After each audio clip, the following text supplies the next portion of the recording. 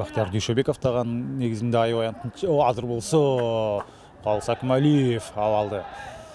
Оң тараптан аябаянтын ішіне кирип барды Семете Данияров. Аралық бирас алыс бирок. Мына авадан тура көрдү, алыстан соққы. Улуттук курама команда таамай соққы болушу дагы ыктымал.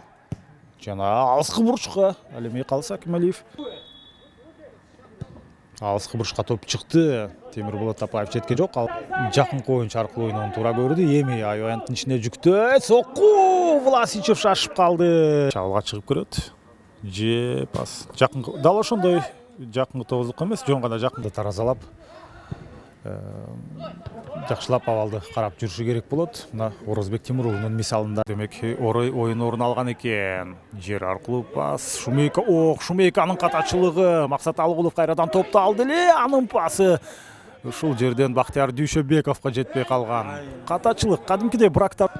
Сейинбек Мамралиев. Бул жерде тескерисинче сол тараптан чалуу орун алып бара жаткан Алимей жакынкы бурчка соққы гол!